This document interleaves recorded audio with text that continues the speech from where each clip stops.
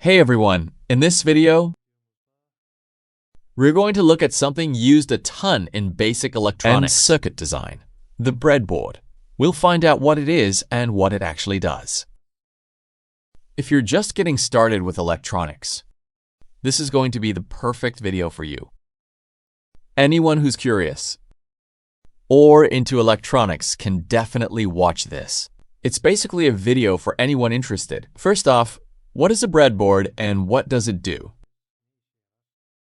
To put it simply, it's used for circuit design. That's its main purpose. Look at it this way. It's a board that lets us build circuits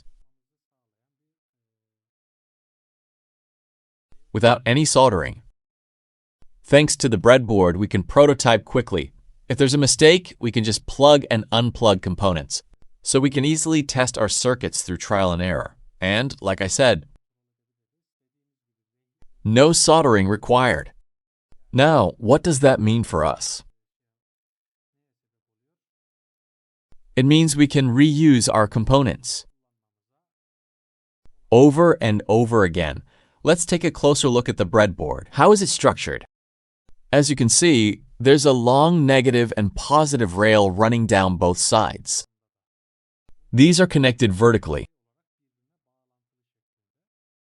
Then, horizontally, you have these 5 connection points. See? 1, 2, 3, 4, 5. Each of these 5-pin groups is connected internally.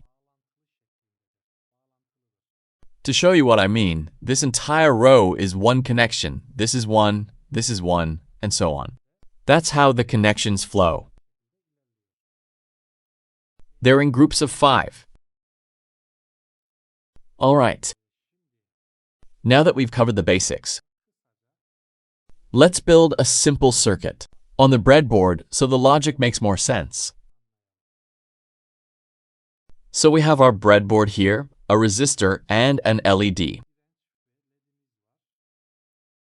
Now, what are we going to do with these? Let's light up this LED. We've got our resistor, our LED, and the breadboard. Let's get right to it. First, let's check the value of this resistor. The value of this resistor is 220 ohms. Red, brown. Yeah, looks like it. Now, let's grab the breadboard,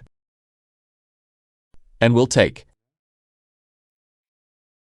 the resistor and let me plug it in like this. Connect it. As you can see, this middle divider separates the two sides. They're completely independent, meaning this side and this side aren't connected. That's why I put one leg here. I placed the positive leg of the LED here. Next, I'll connect a resistor to the positive leg of the LED, though you could do it from the negative side too. And we'll take this resistor and plug it into the rail, marked with a plus sign. Pop it right in. Yeah, just like that. Let me show you. Look here. Now, remember the main rule? These 5 pins are all connected to each other, right? Can you see it? Maybe if I hold it like this? Yeah. Since this 5-pin row is connected, I've automatically connected the leg of the resistor to the leg of the LED. Awesome. Now, before we power it up, let's plug this black wire into the other leg of the LED to connect it to the negative rail. When connecting an LED, you have to watch out for the positive and negative sides, like we said. For this one, I can plug it in anywhere along here. You can put it here, or if you want, you can put it right here. As long as it's on the same rail, it doesn't matter at all. If you put it at the beginning, the end, or the middle, perfect. Now let's give it some power. We have this 3-volt battery here,